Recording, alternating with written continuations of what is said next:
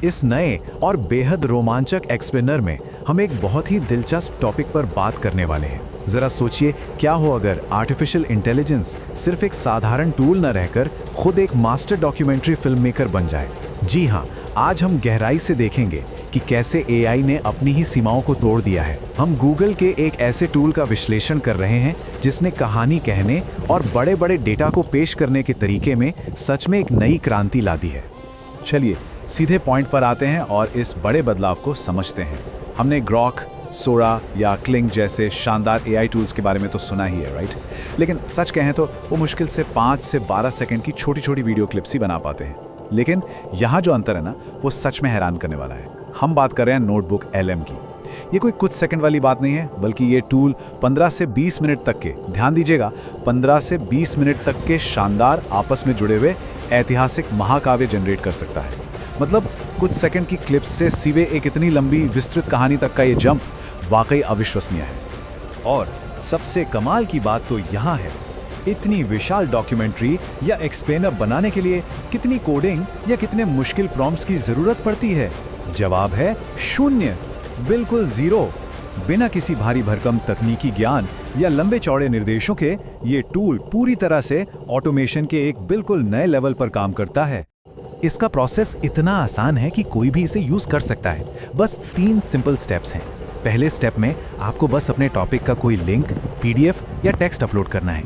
दूसरे स्टेप में AI खुद उस पूरे कंटेंट को पढ़ता है और उसका गहराई से विश्लेषण करता है।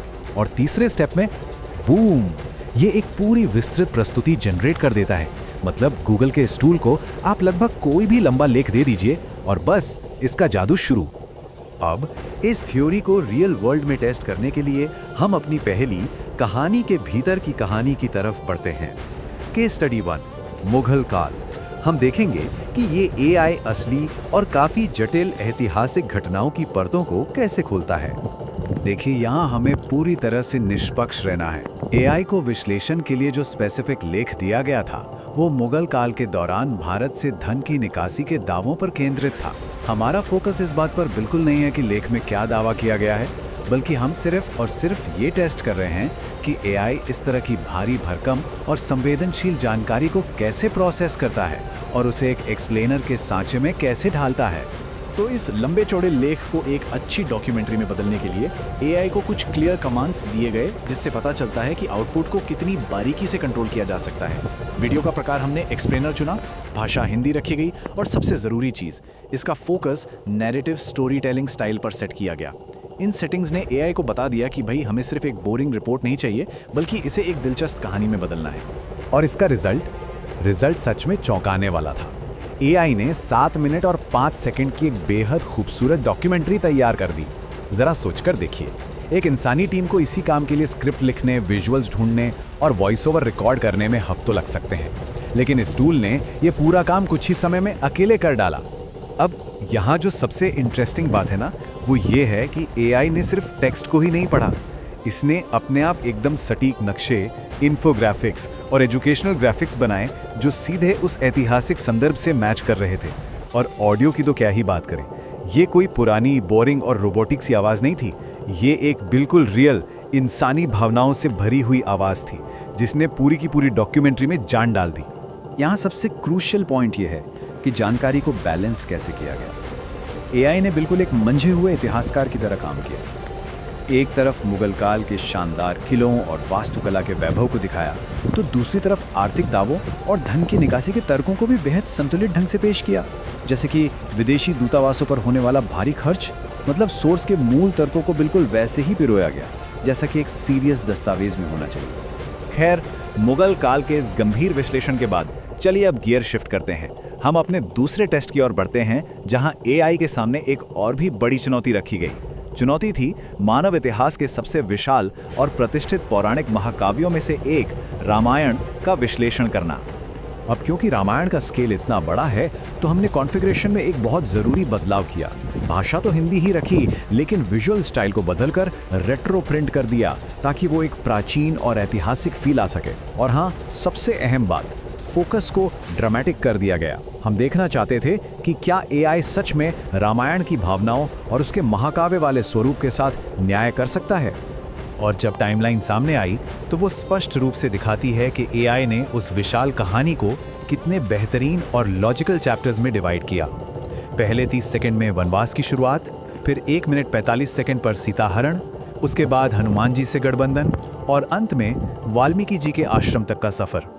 ये कोई रैंडम क्लिप्स नहीं थी, बल्कि एक परफेक्ट कहानी की संरचना थी। जरा देखिए कि पहले चैप्टर को कैसे हैंडल किया गया।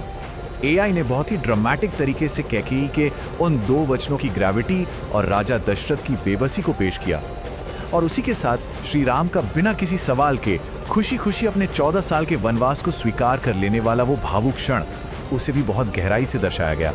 इसके बाद कहानी तेजी से सीताहरण की ओर बढ़ती है। यहाँ एआई ने घटनाओं के उस पूरी चेन को एक एक करके एकदम सटीकता से पकड़ा। पहले शूर्पणखा का अपमान और प्रतिशोध, फिर रावण का साधु के वेश में आना, मारीच का वो ध्यान भटकाना, और फाइनली वो भयानक घटना सीताहरण। ये सब कुछ एक के बाद एक बहुत ही क्रमिक और नाटकीय तरीके से समझाया गया। और भाई, जब कहानी लंका दहन तक पहुंचती है ना, तो उसके स्केल को जिस तरह से कैप्चर किया गया है वो कमाल है। हनुमान जी का लंका पहुंचना, उनका बंदी बनाया जाना और फिर रावण के घमंड का जवाब देते हुए अपनी पूंछ से पूरी लंका को आग के हवाले कर देने का वो महादृश्य, ये टूल इस महाकाव्य की उस असीम ऊर्जा को दर्शकों तक पहुंचाने में 100% सफल रहा। इस 5 मिनट और 26 सेकंड के महाकाव्य का अंत भी उतना ही खूबसूरत रहा। रावण वध के बाद की घटनाओं को बहुत ही शालीनता से समेटा गया। सीता जी की अग्नि परीक्षा, लवकुश का जन्म और उनके द्वारा रामकथा सुनाए जाने वाले प्रसंग, इन सबको शामिल करते हुए इस पूरी कहानी को धर्म और शांति के एक बेहद मार्मिक उपसंहार यानी एपिलॉग पर लाकर खड़ा कर दिया गया। तो चलिए अब जरा पीछे हटकर बड़े पिक्चर को देखते हैं। ये सब आखिर इतना मायने क्यों रखता है? क्योंकि ये कंटेंट क्रिएशन में एक बहुत बड़े पैराडाइम शिफ्ट, एक ऑटोमेशन क्रांति का संकेत है। सोचिए, ये टूल विशाल ग्रंथों को गहराई से समझ सकता है। आपको ना अपना चेहरा दिखाना है, न ही आवाज़ रिकॉर्ड करने की ज़रूरत है। बिना किसी भारी मेहनत के टॉप क्वालिटी प्रस्तुतियां बनाई जा सकती हैं। ये सच में ज्ञान को साझा करने के तरीके को पूरी तरह से बदल रहा है। इस एक्सप्लेनर के अंत में एक सवाल है जो सोचने पर मजबूर कर देता है।